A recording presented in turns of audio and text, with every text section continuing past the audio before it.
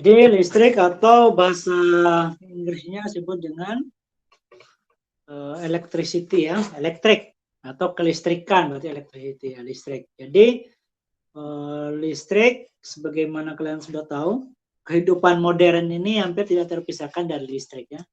Kalau kita lihat kota Jakarta misalnya atau Samarinda saja ya pada malam hari, hampir semuanya. Dan yang barang-barang terdekat kita juga tidak terpisahkan dari listrik.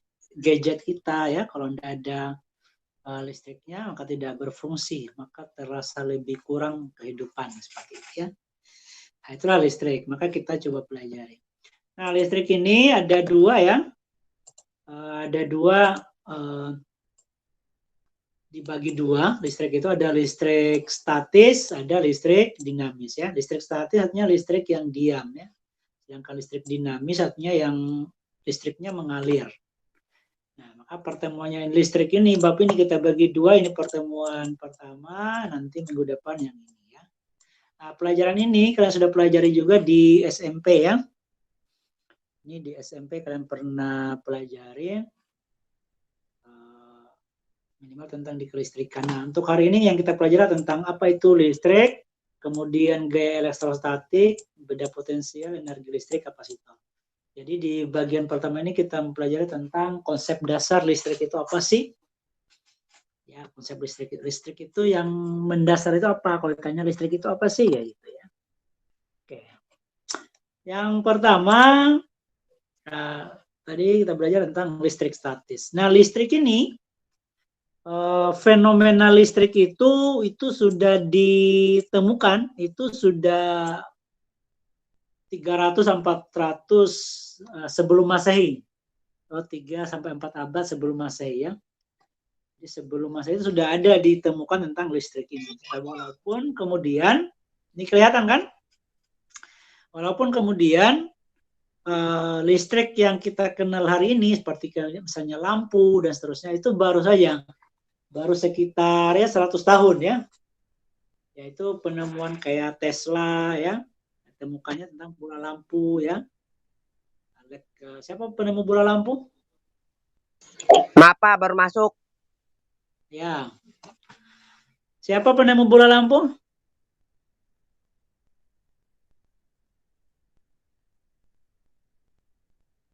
Bola lampu siapa penemunya?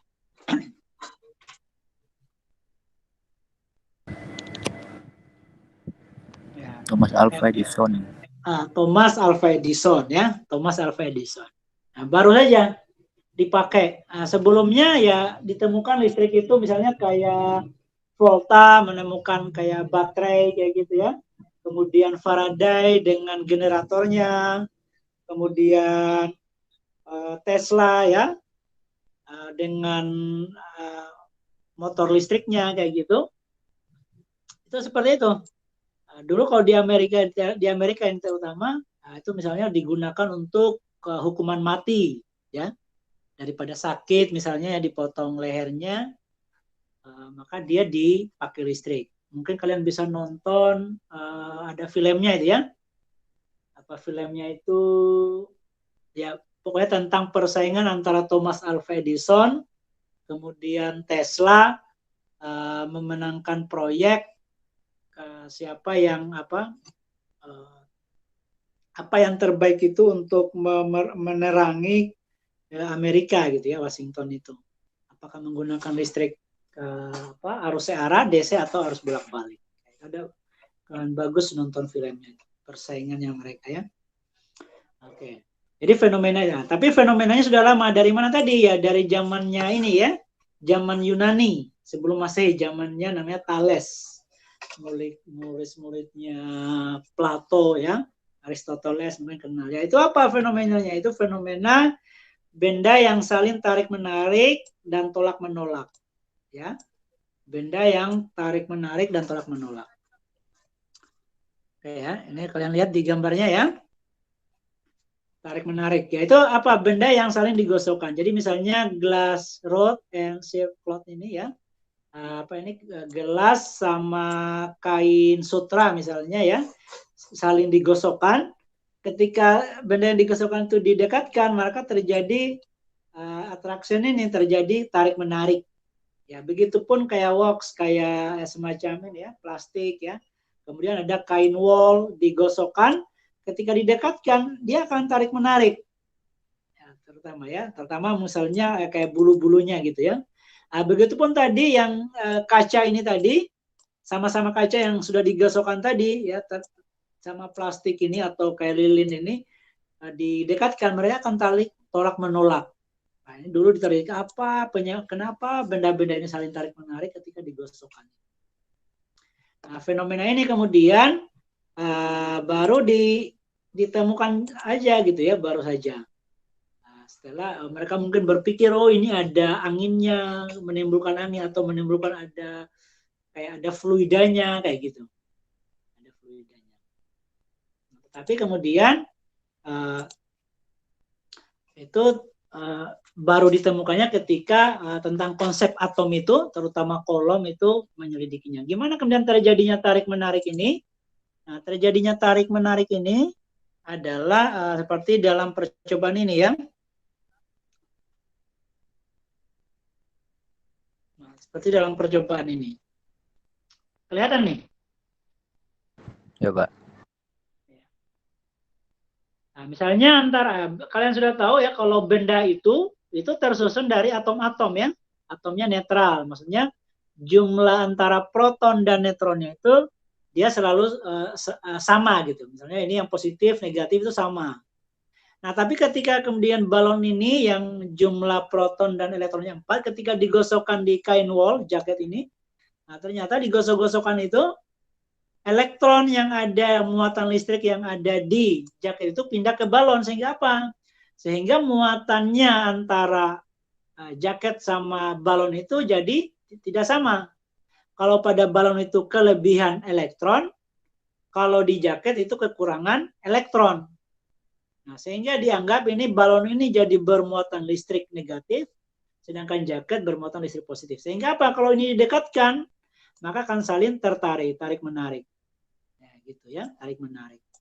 Nah, misalnya kalau ada dua balon lagi misalnya ya, ini. Kalau dua balon digali lagi misalnya, nah, berarti antara balon hijau sama balon kuning itu sama-sama kelebihan elektron. Sama-sama kelebihan elektron ya. Sama-sama kelebihan elektron, sehingga apa? Kalau didekatkan apa mereka? Terjadi tolak menolak ya. Kalau didekatkan tertolak ya. Saling tolak menolak. Kayak gitu. Inilah fenomena yang tadi ditemukan zamannya Yunani itu. Masih zamannya dewa itu ya. Nah, ini kalau balonnya digosokkan ke dinding, ke wall ini ya, dinding.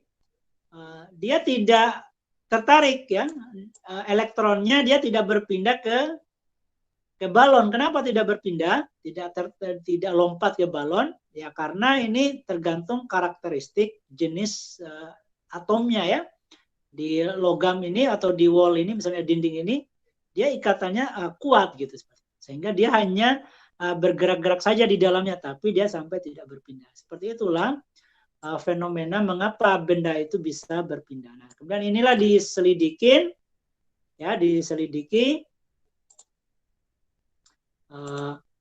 Itulah yang kita kenal kemudian dengan penemuan atom ya oleh Rutherford, Thomson dan seterusnya, bahwa hal tersebut ya, bahwa benda-benda kita itu kalau dipotong itu akan bagian terkecilnya itu atom. Jadi kita ini manusia ataupun benda apapun di alam semesta ini, di jagat raya ini, itu tersusun dari atom-atom, termasuk tubuh kita. Berarti tubuh kita ini sangat banyak ya, triliunan banyaknya atom tersusun di tubuh kita. Nanti membentuk telinga, atom-atom itu dan seterusnya ya. Bagian terkecilnya itu atom. Nah, ini seperti itu. Nah, atom itu seperti apa? Seperti yang saya pelajari kemarin ya. Yang saya ajarkan minggu lalu tentang atom ini, bahwa atom itu ya tersusun dari proton, neutron, elektron ya. Nah, ini. Kalau bertambah proton, neutronnya maka beda lagi unsurnya ya, antara besi, helium dan seterusnya itu beda lagi. Misalnya litium ya. Nah, litium, nah itu. Nah, disinilah tadi mengapa bermuatan listrik positif ini, karena ini ada kekurangan elektron. Harusnya ini protonnya 3, harusnya elektronnya 3 juga supaya stabil. Nah, kalau dia kelebihan elektron, maka bermuatan listrik negatif. Kalau dia bermuatan lebih banyak proton, maka bermuatan listrik positif. Kayak gini ya, yang disebut atom. Tapi bentuknya ini adalah bentuk sederhana ini. Bentuknya bukan seperti ini sebenarnya atom itu, tapi bentuknya bentuk cloud ya. Bentuk awan. Jadi elektronnya itu mengelilingi inti, bentuknya kayak awan ini. Jadi tidak bisa dipastikan di mana elektron itu berada ya, tidak seperti yang ini. Tapi bentuk aslinya seperti ini ya. Di sinilah di awan-awan ini elektron itu. Nah, itulah yang kita sebut dengan tadi, sehingga kalian bisa paham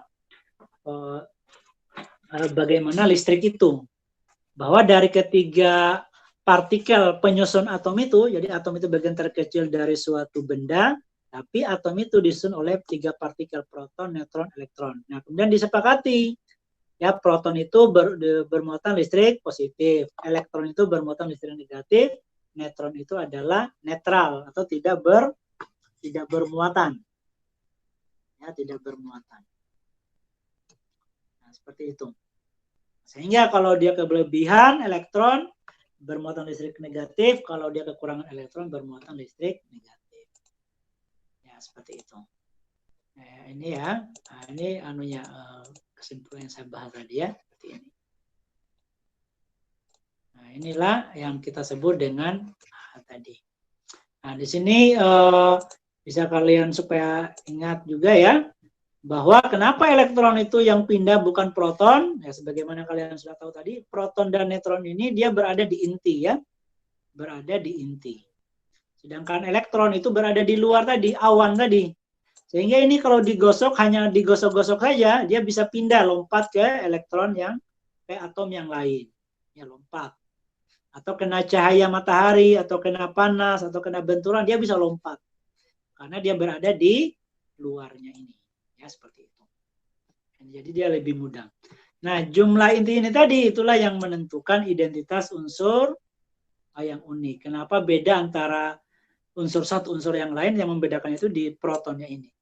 Bertambah 1 beda lagi. Karbon sama emas itu, ya, yang hitam sama yang emas warnanya yang cantik, ya, itu yang membedakannya hanya jumlah proton saja ya.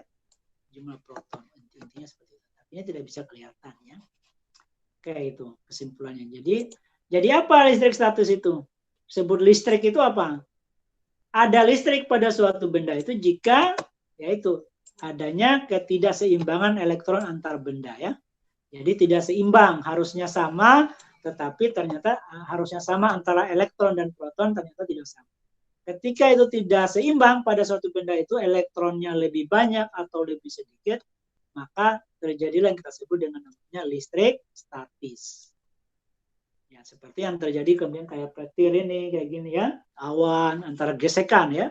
Awan itu terjadi gesekan antara awan, ya, sehingga antara awan yang satu itu banyak elektronnya, sehingga potensialnya besar, timbullah bunga api ya, seperti itu. Nah, ini ya.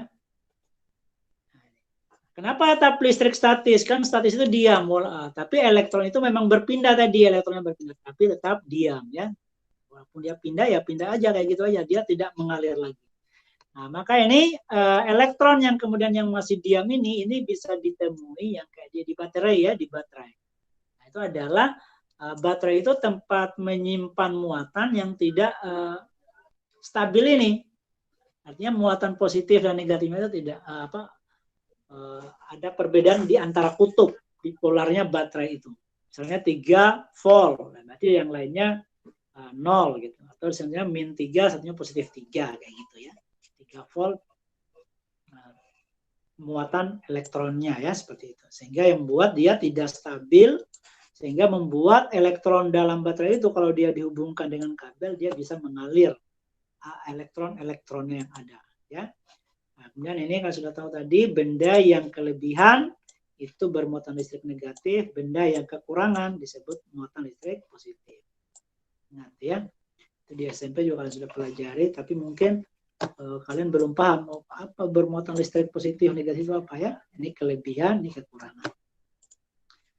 Nah, selanjutnya adalah kita berbicara tentang gaya listrik. Gaya listrik. Tadi balon ya, antara balon kalau didekatkan ya karena jenisnya sama, mereka akan tolak menolak. Bergerak itu. Kalian sudah tahu kalau benda bergerak itu berarti penyebabnya ada gaya yang mendorong atau yang menarik. Itu yang kita sebut dengan gaya force. Maka pada muatan benda tadi itu berarti gayanya disebut dengan gaya listrik. Disebut dengan gaya listrik berarti. Atau karena gaya listrik statis berarti elektrostatis. Ya seperti itu. Nah, bagaimana elektrostatis ini? Gaya elektrostatis ini? Nah, ini percobaannya di beberapa orang mencobanya ya, mencoba tentang bagaimana sih tadi fenomena gaya tarik menarik tadi, fenomena tarik menarik antara benda yang bermuatan. Maka yang pertama kali banyak yang melakukan percobaan, maka salah satu yang membuat percobaannya yang sangat tepat, nah itu si ini namanya adalah Coulomb ya, Charles Coulomb, ilmuwan Prancis sekitar abad 18. Indonesia itu mungkin masih dijajah ya. Zamannya apa ini? Napoleon Bonaparte ya. Zamannya Napoleon Bonaparte ini. Jadi kaisarnya Coulomb ini dia membuat percobaan mau mempelajari fenomena tarik menarik tadi. Dia membuat percobaannya yaitu dengan membuat ini ya. Jadi ada balok kayak gini kaca. Kemudian di sini juga ada, tapi di dalam ruang ya, dalam ruang yang vakum. Ini digantung. Ini sudah diisi muatan tadi ya, sudah diisi muatan listrik. Kemudian digosokkan ternyata ada penyimpangan gitu. Ketika dekat ke sini dia tertolak karena sejenis. Kemudian dia mempelajari itu. Dia mempelajarinya adalah ya, sehingga dia kemudian dia membuat kesimpulan seperti ini. Percobaannya seperti ini. Nah, disebut dengan nanti penemuannya tadi oleh Charles Coulomb tadi, kita kenal dengan namanya nanti hukum Coulomb. Sehingga gaya tarik menarik tadi antara muatan tadi disebut dengan hukum Coulomb. Nah, misalnya ini atom ya, ini atom yang sangat kecil, ukurannya sampai piko ya, ukurannya piko. Piko ini berarti 1 kali 10 pangkat min 12 per 1 triliun ya meter. Jadi kecil sekali jarak antar atom. Ini kalau bagaimana? Ini ada muatan ya, ada muatan. Di sini terlihat bahwa apa yang mempengaruhi besarnya gaya tarik menarik. Nah, terlihat di sini kalau dia muatannya kecil kayak gini ya, ini muatan listrik ini min 2 elektron ya, elektron, 4 elektron. Nah, ini satuan dari muatan ya, satuan dari muatan terkecilnya. Nah, kalau dia dibesarkan muatannya ditambah, diberbesar, nah, maka gaya tariknya itu makin besar ya. Gaya tariknya besar. Jadi gaya tarik menarik itu atau gaya Coulomb itu sebanding dengan besar kedua muatan. Ya, kayak yang digosokkan tadi ya, kayak balon ini. Kalau dia banyak muatannya ya, misalnya ini banyak, maka tarik menariknya kencang ya. Nah, jadi tergantung banyaknya muatan. Nah, tergantung banyaknya muatan tadi ya.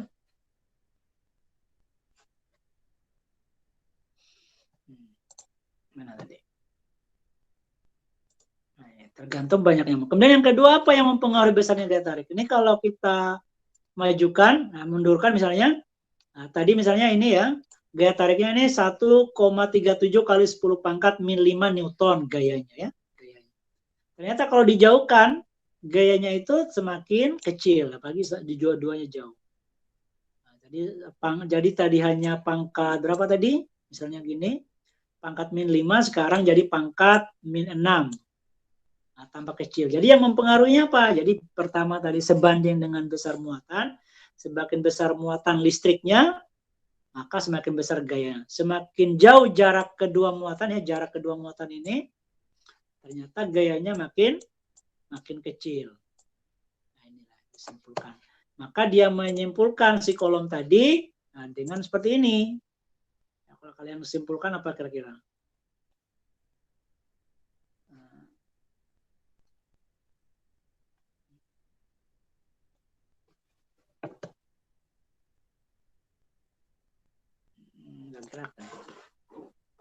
Nah, ini ya. Nah, katanya yaitu apa? Besar gaya tarik menarik, ya, besar gaya tarik menarik atau tolak menolak antara dua muatan itu sebanding dengan besar kedua muatan dan berbanding terbalik dengan kuadrat jarak. Ya, jadi berbanding terbalik ya. Dari penemuannya si kolom tadi. Jadi dia dari pertama ini ya, dari sini. Kemudian dia membuat ini. Ini dia membuatnya ada ini satu muatannya yang tergantung ini satu kolom. Yang tetap ini satu kolom. Kemudian jarak antara benda 1 dan benda 2 ini 1 meter. Dia menghitung gayanya itu adalah gaya yang ditimbulkannya dari tolak menolaknya sekitar ini. 9 miliar Newton. Atau 9 kali 10 pangkat 9. Nah, sehingga apa? Dia inilah menjadi tetapan kolom. Ya, 9 kali 10 pangkat 9 Newton meter kuadrat per cm kuadrat. Nah, hingga dari rumus ini dibuatlah secara matematikanya, yaitu F sama dengan ya. Nah, ini F sama dengan K kali Q kali R kuadrat. Nah, inilah yang merumus secara matematikanya ya. F sama dengan K kali Q kali Q1 Q2 per R kuadrat. Nah, ini ya rumus ininya. Di mana F itu adalah gaya satunya Newton, Q1 itu adalah muatan partikel 1 atau benda 1 ya. Ini muatan partikel 2 atau benda 2. Kemudian ini jarak kedua muatan ya, jarak yang ini ya. Jarak ini. Ini R-nya. R-nya, sedangkan inilah tetapan kolom. Tetapan ini jika berada dalam ruang vakum ya. Ini nilainya segini. Artinya tadi sesuai percobaannya kolom tadi ya, dia menggantungnya di dalam ruang vakum, dalam ruang kaca, botol ya. Nah, nilainya seperti ini. Nanti kalau partikelnya itu berada dalam benda-benda ya, itu beda lagi. Nanti kita cari namanya permisivitas bahan atau sifat kelistrikan bahan. Nah, seperti itu ini ya. Nah, ini tadi, maka satuannya, sehingga satuan untuk muatan listrik ini itu adalah kolom. Ya, kolom. Sehingga ditetapkan untuk sebagai penghargaan terhadap Charles kolom ini. Jadi sehingga apa? Satu kolom itu memuat ini ya, memuat muatan listriknya sebanyak ini. Itu listrik elektron ya. Yaitu ini adalah sebanyak ini 1 triliun, berarti 6.250.000 triliun elektron. Jadi satu kolom itu sebanyak 6.250 triliun elektron. Itu disebut dengan satu kolom. Atau kalau dijadikan berpangkat, ini berarti ada 18 dari sini sampai ke sini itu ada 18 nol ya, 18 sehingga 6,2 atau kalau pakai 5 6,25 kali 10 pangkat 18 elektron. Ini kalau dibalik, maka muatannya kalau satu saja elektron, satu elektron saja, maka muatan listriknya itu adalah ini ya, 0,000. Jadi 1 bagi ini ya. 0,0 ini atau 1,62 kali 10 pangkat min 19 kolom. Ya, seperti itu. 19 kolom ini. Ini adalah muatan satu elektron. Inilah listrik tadi. Nah, karena satu kolom itu sangat banyak ya, sangat banyak, makanya nanti sama dengan kayak 1 mol kemarin. 1 mol itu kan banyaknya partikel. Itu banyaknya partikelnya adalah sebanyak bilangan Avogadro. Ya, kalau ini 1 kolom ya, gitu ya, 1 kolom. Karena besar 1 kolom ini, maka nanti satuan kolom itu biasanya kalau benda-benda itu muatan itu pakai satuan mikrokolom ya, atau bahkan pikokolom, bahkan ada nanokolom ya, mikro, nanokolom. Nah, misalnya muatannya kapasitor, muatannya itu berapa? Ya seperti itu. Ya, ini muatannya kecil, makanya tinggal dikalikan ya kali 10 pangkat 6. Nah, inilah yang saya sebut dengan namanya gaya listrik atau sebut juga gaya kolom atau juga disebut dengan gaya elektrostatik, atau disebut juga gaya tarik menarik atau tolak menarik. Inilah hukum Coulomb bunyinya ya, seperti itu. Nah, kalau bahasa Inggrisnya muatan ini charge ya, makanya kita mencharger itu ya. Charger kan artinya kita mengisi muatan listrik ke dalam baterai, charger ya. Nah, itu seperti itu. Supaya kalian paham, jadi dia mengisi. Oke, selanjutnya adalah yang kita pelajari tentang medan listrik. Nah, ini medan listrik. Nah, medan listrik ini adalah yaitu tadi daerah di sekitar muatan listrik yang ada pengaruh gaya listrik tadi, gaya tarik menarik atau tolak menolak. Jadi misalnya ada ini partikel ya, misalnya ada partikel, ini ada partikel tadi ya, nah, maka di sekitarnya ini kalau kita tempatkan partikel lain kemudian dia masih ditarik, maka daerahnya ini ya secara 3 dimensi ruangnya ini disebut ruang medan listrik. Nah, semakin jauh itu semakin kecil ya, semakin kecil tuh medannya, makanya itu gelap ya. Kemudian medan listrik itu kemudian digambarkan dalam bentuk garis-garis, namanya ini garis-garis medan listrik. Kalau dia positif, maka arah tanda panahnya keluar. Kalau negatif, tanda panahnya ke dalam ya. Sehingga nanti kalau begini ya, ini positif, negatif, ya ini negatif, nah, keluar kayak gini ya kalau digambarkan. Oke. Saling tarik menariknya ya. Nah, semakin kuat seperti itu. Nah, rumusnya berarti karena gaya permuatan ya masih ada pengaruh garis, maka rumusnya adalah F per Q. Gaya Coulomb tadi bagi dengan muatan uji coba di sini ya. Nah, ini kan kalau kita masukkan rumus Q itu yang ini bagi dengan Q, maka salah satunya habis. Sehingga rumus medan listrik itu adalah ini ya. Itu namanya medan listrik. Kemudian selanjutnya adalah ada yang disebut dengan potensial listrik. Ya, potensial listrik. Potensial listrik itu kayak tekanan listrik. Maksudnya muatan itu akan bisa mengalir atau berpindah jika ada perbedaan potensial listrik. Ya, besarnya atau besarnya kayak energi kinetik, energi potensial ya. Energi potensial itu kan benda ini jatuh bisa ke bawah karena ada energi potensial akibat adanya perbedaan ketinggian. Nah, itu juga dengan potensial listrik, dia bisa mengalir benda itu akibat perbedaan potensial listrik. Ya, potensial listrik. Makanya kalau diukur di sini ya ini ya, misalnya ini titik muatannya. Kalau jauh di sini, ya jauh di sini, nah itu 9,5 ya medan listriknya. Kalau jauh lagi itu 1,1, semakin jauh ya.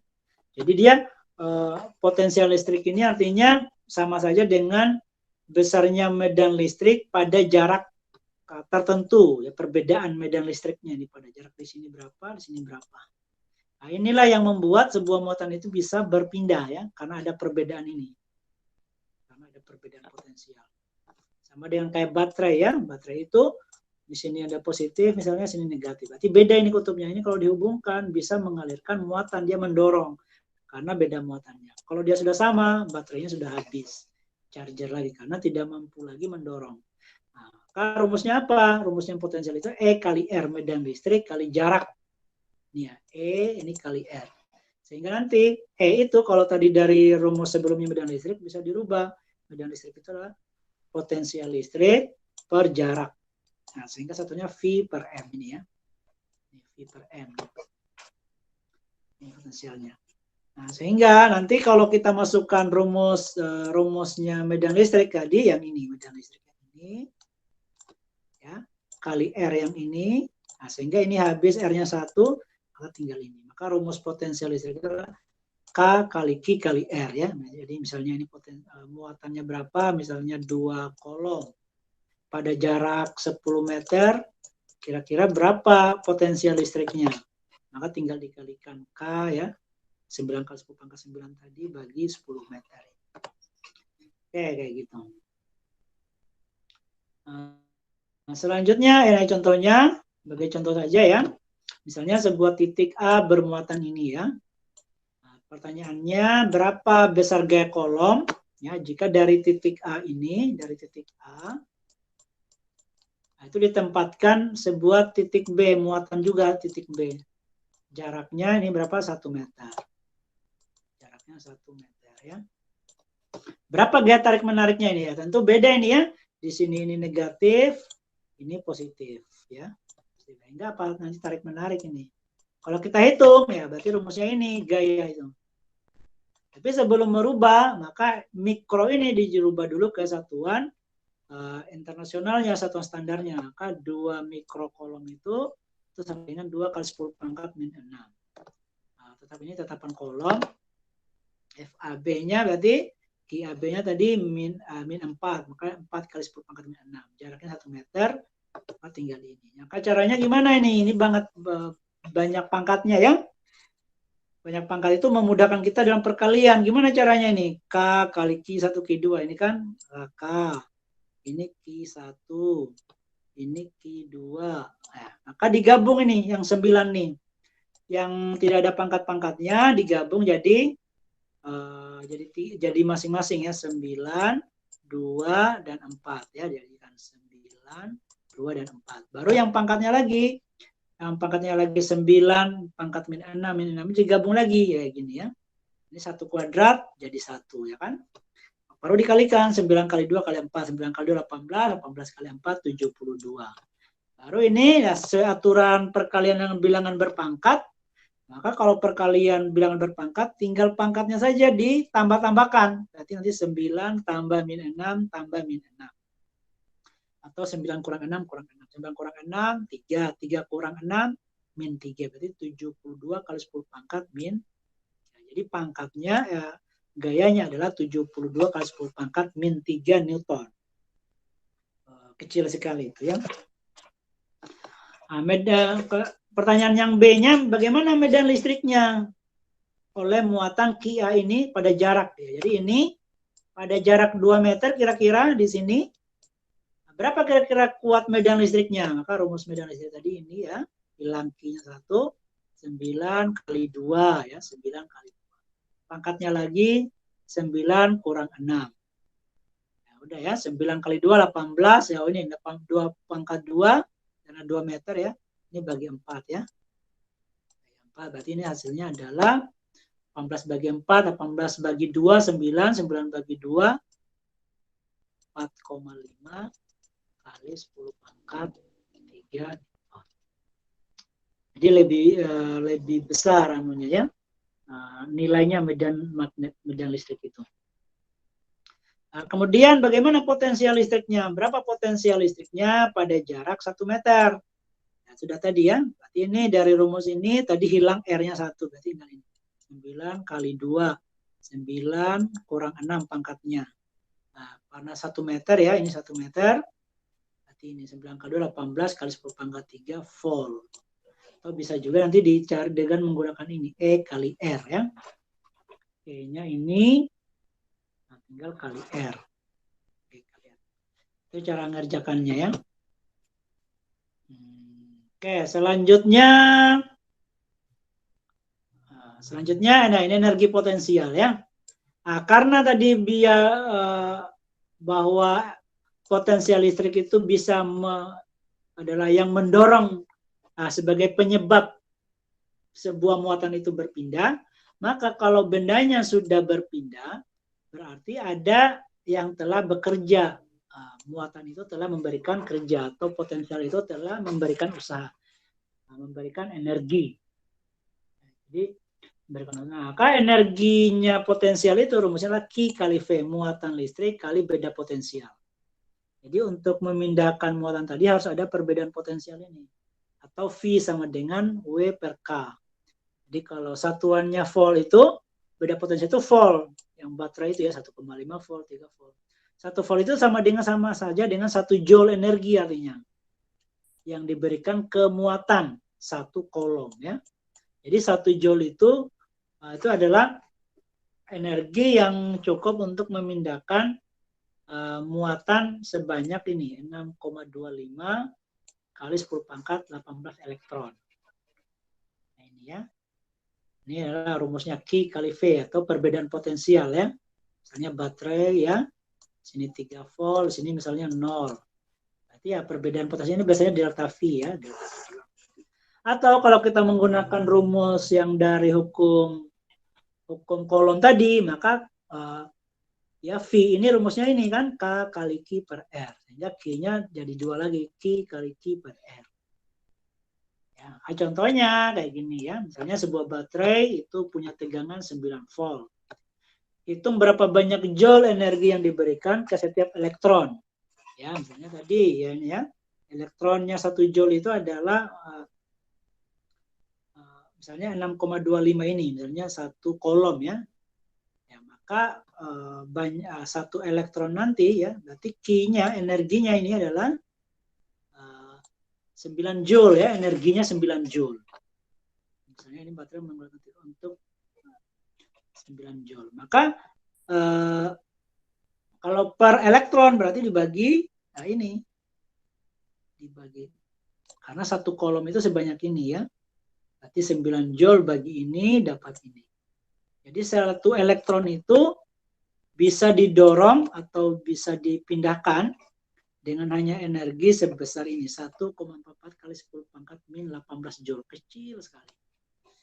Ya, tentu dalam sebuah rangkaian listrik, nah itu elektron itu tidak hanya 1, tapi banyak ya. Nah, sehingga dia butuh juga energi yang banyak. Untuk menyalakan listrik misalnya ya, menyalakan lampu misalnya, nah itu dia butuh muatan yang banyak, tidak hanya 1 ya, 1 elektron, tapi banyak. Ribuan ya, miliaran kayak gitu. Sehingga butuh juga energi yang banyak atau butuh volt yang besar juga.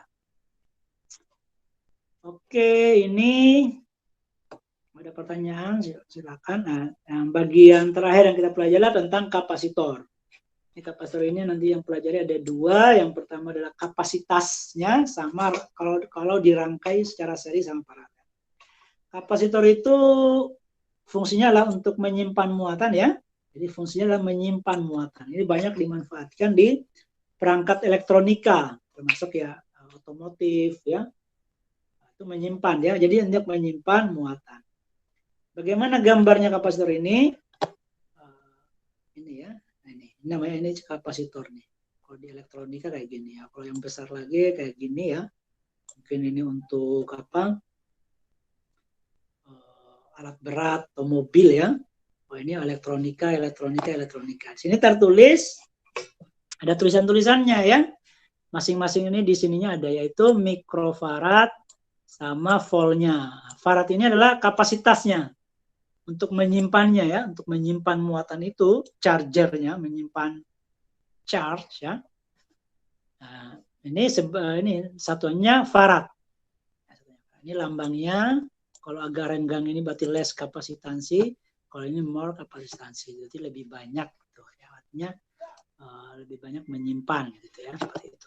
Berarti muatannya lebih besar gitu maksudnya.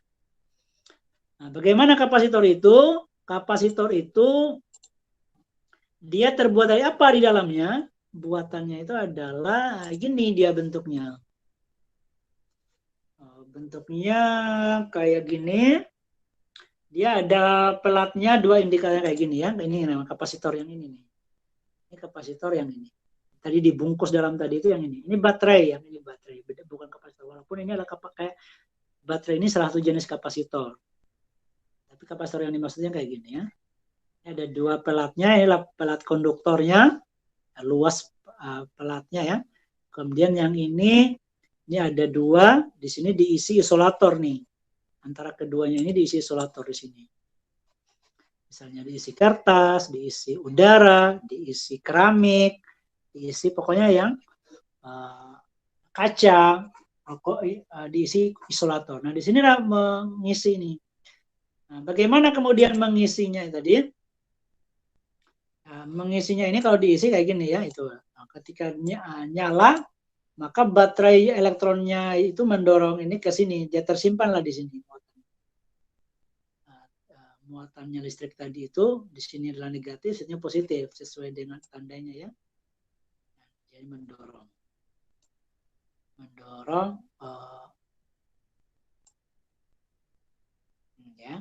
mendorong ke sini. Nah, itu. Nah, di sini. Nah, bagaimana mengapa tadi muatan kapasitor itu beda-beda? Tergantung dari apa sih muatan kapasitor itu, kenapa beda? Ada yang banyak 200 farad, 200 mikro, ada 100, hanya 10 mikro, 10 piko. Itu tergantung dari yang pertama, kalau kita coba di sini, dari luas pelatnya ini. Kalau kecil hanya tersimpan 0,09 nih. Kalau kecil 0,09 pikofarad. Atau kalau menyimpan muatan hanya 0,13 pikokolom.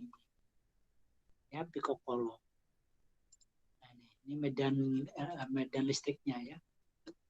Kemudian jadi dari luasnya ini ya, semakin itu semakin banyak. Itu 0,13, kalau diperbesar 0,53. Jadi semakin besar kapasitor. Kemudian kedua apa lagi yang menentukan? Yang menentukan adalah nih jaraknya. Misalnya tadi ini ya, 12. Kalau di jaraknya antara pelat ini diperkecil lagi, maka ya, semakin banyak dia menyimpan muatan. Sehingga kalau ini ya, kalau ini kapasitor ini dihubungkan ke lampu, ya dihubungkan ke lampu misalnya ya, nah ini tadi hubungkan ke lampu, ya. Nah, itu terang, habis itu habis baterai ini, jadi cepat habis dia. Jadi dia beda dengan baterai. Kalau baterai itu lama dia habisnya ini ya, itu sampai 0. Inilah yang membuat mengapa kalau kalian matikan TV pakai remote atau dicabut ya, cucukan listriknya, lampu indikatornya yang di bagian ujung kanan TV itu, yang merah itu atau yang kuning, itu tidak langsung mati kayak gitu. Tapi dia kayak redup kayak gitu. Kenapa? Karena di TV itu diisi oleh kapasitor. Sehingga dia ini ya, ada kapasitornya supaya apa? Supaya dia tidak rusak komponennya. Jadi tidak, kalau hilang itu tidak langsung hilang gitu. Ya, tapi begitupun lampu Philips, lampu-lampu modern sekarang ya. Kalau kalian matikan, misalnya tidur ya gelap, mematikan gitu, kalau kalian lihat lampunya itu tidak langsung gelap, tapi masih kelihatan lampunya sampai dia hilang ya, kayak gini lah. Ya. Inilah kapasitor tadi. Nah, sehingga kesimpulan dari percobaan itu ya, nah ini. Jadi kapasitor-kapasitor kalau dilihat dari lambangnya kapasitor tadi itu tertulisnya adalah volt ya, ini satuannya adalah farad. Nah, tapi dalam aplikasinya ini menggunakan satuannya mikrofarad atau biasanya pikofarad ya, karena kecil ya. Nah, ini yang tertulis di kapasitor itu ini kapasitansi sama beda potensial ini. Sehingga kalau kita mau menghitung berapa muatannya, chargernya, mencharger listriknya, maka rumusnya adalah I per V. Tapi C ini, kapasitas ini ditentukan oleh apa? Kapasitansi ini ya. Kapasitansi ini ditentukan oleh tadi, sesuai percobaan tadi, yaitu luas keping, jarak antar kepingnya, sama penyekatnya. Bahannya apa, dia terisi apa? Diisi kertas kah, kaca kah, dan seterusnya. Nah, rumusnya tadi, kalau semakin luas, semakin banyak. Tapi kalau semakin besar jaraknya, makin kecil. Nah, baru E, maka rumusnya A per D. Sama permisivitas bahannya ini, epsilon ya, kayak 3 terbalik ini. Rumusnya C per ini ya, epsilon kali A kali jaraknya. Nah, contoh misalnya ya. Misalnya ini, berapa jumlah muatan yang tersimpan pada kapasitor di bawah ini? Misalnya tulisannya ini ya, 1000 mikrofarad sama 35 volt. Berapa muatan nih bisa mencharger? Berapa bisa mencharger ininya? Muatan listrik yang kita masukkan. Nah, maka ini ya, rumusnya, nah ini karena ini 1000 mikrofarad, dirubah ke farad, berarti 1000 kali 10 pangkat min 6. Atau kalau kita tukarkan nolnya sama pangkatnya, berarti menjadi 1 kali 10 pangkat min 3 farad. Atau 1 milifarad. Voltnya 35. Jadi kalau kita gunakan ini ya, nanti gunakan cari C-nya, cari Q-nya, berarti Q sama dengan C kali V ya. Jadi C-nya ini kali V atau ini ya, C kali V.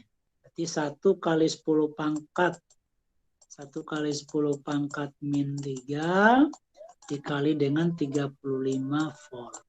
Jadi hasilnya ini. 35 kali 1, 35, 10 pangkat min 3, kolom. Itu menyimpannya. Atau kalau jadikan mili, berarti ya mili kolom. Nih ya.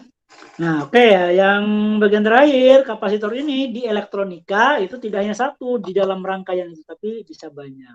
Maka rangkaian itu dirangkai ya. Bisa dirangkai secara seri kayak gini, atau dirangkai secara paralel. Nah, kalau dua kapasitor itu kita ganti dengan satu kapasitor saja bisa kayak gini.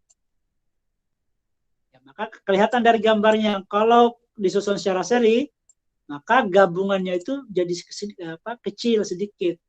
Tapi kalau paralel, digabungnya jadi lebih banyak. More kapasitansi ya.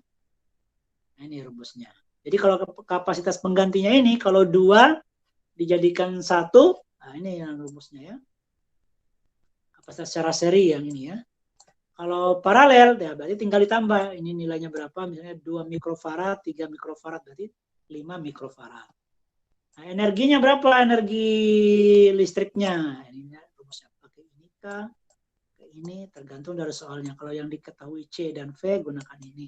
Kalau Q dan V, yang ini. Kalau Q dan C, yang ini. Nah, ini contohnya ya. Dan 2 kapasitor dengan kapasitas masing-masing 2 mikro sama ini disusun seri. Ya. Berarti ini masukkan aja disusun seri, berarti rumusnya tadi ya, 1/C1 tambah 1/C2 atau kayak gini ya. Ini 1/C total ya. Jadi 1/2 tambah 1/3. Samakan penyebutnya. Sama penyebutnya 2 kali 3 berarti 6 penyebutnya. 6 bagi 2 kali 1 berarti 3. 6 bagi 3, 2. 2 kali 1, 2. Berarti ini adalah 5/6. Karena ini 1/C, maka kalau kita mau cari C totalnya, berarti C total berarti dibalik ya, per 1. Ini dibalik, ini juga berarti harus dibalik. Berarti menjadi 6/5.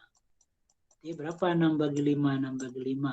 5 bagi 5, 1. Sisanya berarti 1/5, 0,2 berarti 1,2 mikrofarad. Jadi kalau diganti secara, kalau ini disusun, kita ambil satu kapasitor saja. Kalau itu untuk disusun secara seri, maka hasilnya ini. Kalau digabung. Kalau susun paralel, berarti C total tinggal digabung ya. C1 tambah C2. Berarti 2 tambah 3. Berarti jadi 5 mikrofarad. Nah, energinya, berarti tinggal energinya berapa? Energinya W sama dengan bisa menggunakan, karena yang diketahui adalah V di sini, 3 volt. Ya, 3 volt sama apa? 3 volt sama ini, yang ini, atau yang ini, itu adalah C. C ya, maka gunakan 1/2 CV tadi kan. Nanti lagi 1/2 kali C-nya. Kalau seri berapa energinya? Jadi ya 1,2 kali 3 volt ya. Kalau ini seri, kalau paralel ya W paralel sama saja 1/2 CV. 1/2 kali ini 5 ya. C-nya 5 mikrofarad kali voltnya 3. Ini tapi ini dirubah dulu ke farad ya. Berarti 1,2 kali 10 pangkat min 6. Berarti ini adalah 5 kali 10 pangkat min 6 farad. Nah, baru kalikan ke sini ya. Ini juga. Nah, ini dapat hasilnya kayak gitu.